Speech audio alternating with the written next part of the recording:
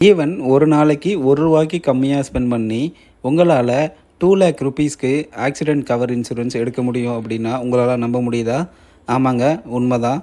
இது வந்துட்டு பார்த்தீங்க அப்படின்னா பிரதான் மந்திரி சுரக்ஷா பீமா யோஜனா அப்படிங்கிற ஒரு ஸ்கீமு.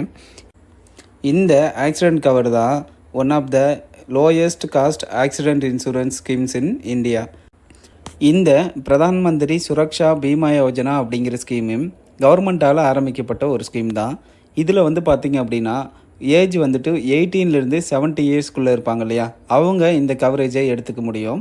இதோட ஆனுவல் ப்ரீமியம் பார்த்திங்க அப்படின்னா வெறும் ரூ. 20 தான்.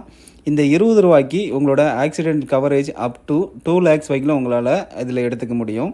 இது வந்துட்டு எப்படின்னா, உங்களுக்கு ஆக்சிடெண்ட் ஆகுது அப்படின்னா ஒன்று டெத்தாக இருந்தால் உங்களுக்கு அமௌண்ட் கிடைக்கும். இல்லைன்னா வந்துட்டு அந்த ஆக்சிடெண்ட்னால் நீங்கள் ஊனமுற்றவர் ஆகிட்டீங்க, கை காலை இழந்துட்டீங்க அப்படின்னா அவங்களுக்கு வந்துட்டு இந்த இன்சூரன்ஸ் வந்துட்டு இப்போ அவங்களுக்கு போய் சேரும். அடுத்தது இந்த இன்சூரன்ஸோட கவரேஜ் எப்படி இருக்கும் அப்படிங்கிறத பார்க்கலாம். இந்த ஸ்கீமில் ஒருத்தருக்கு ஆக்சிடெண்ட் ஆகி அவர் டெத் ஆகிட்டார் அப்படின்னா அவரோட குடும்பத்துக்கு 2,00,000 அவருக்கு குடும்பத்துக்கு நிதி உதவியாக கொடுப்பாங்க. அதே மாதிரி இல்லை அவரோட உடம்புல இருந்து இப்போ கண்ணோ இல்லை காலோ கையோ அப்படிங்கிற மாதிரி முழுசாக அவங்க ஊனமுற்றவர் ஆகிட்டாங்க அப்படின்னா அவங்களுக்கும் 2,00,000 ரூபீஸுங்கிறது கிடைக்கும்.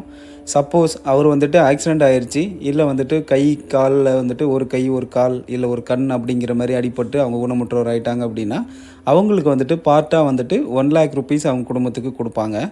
இல்லை அவங்களுக்கு பர்மனெண்ட்டாக வந்துட்டு டோட்டல் டிசபிலிட்டி ஆகிட்டாங்க அப்படின்னாலும் அவங்களுக்கு இதிலேருந்து 1,00,000 ரூபீஸ் வந்துட்டு அவங்களுக்கு வந்துட்டு கவரேஜாக கிடைக்கும்.